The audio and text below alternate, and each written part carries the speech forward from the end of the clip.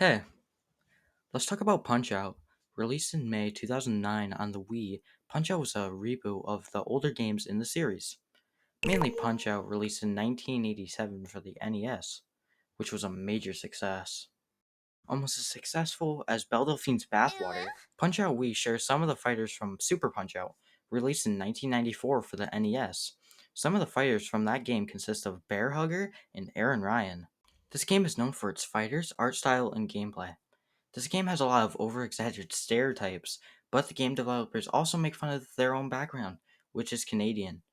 Bear Hugger is a Canadian in this game. He likes to cut down trees and drink maple syrup. Moving on. This game can be challenging or insanely easy at times. I'm gonna get into my review now. I'm not gonna have a spoiler-free review because there really isn't that much of a story. Punch-Out's difficulty ranges from Barney's World to making you want to commit a felony after getting doused in sweat. This game may seem easy and simple, but in reality, it can be absolute torture trying to learn a new moveset. After calming down, I'm going to continue. But after overcoming one of the many tough opponents, it can feel like you're the king of the world. The challenge isn't as bad as, let's say, Sekiro or Bloodborne, but it still has the same trial and error style of challenge. Punch-Out never makes you stronger. It makes you feel weaker and weaker, and makes every fighter harder and harder to defeat. The strongest this game makes you feel is not because the game made you feel this way, but it's because you overcame a challenge and did it by yourself. It can make you feel like a god or just completely useless. That's a part of the appeal. The gameplay is fluent and precise. Because of that, it makes you feel like every fight is fair. You can usually see where you made a mistake. Like other Nintendo games, Punch-Out doesn't really have much of a story, which isn't a problem for my stupid goblin brain. I love stories in games, but I mainly look for the gameplay aspect. I see story as a tool to enhance the gameplay. For example, the Dark Souls death mechanic isn't just there because it's a video game. It serves a purpose in the story and has an explanation. I just realized that I have made 2 references to Souls games in this video already. I need to make a video about the Souls games. That's probably going to be my next one. After defeating the 13 main fighters, you get to defend your title against the same fighters, but they've all gotten stronger.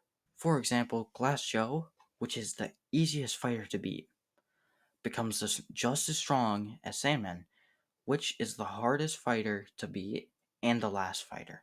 After that, you get to get a game mode, and if you defeat 10 of the fighters in a row, you get to fight Donkey.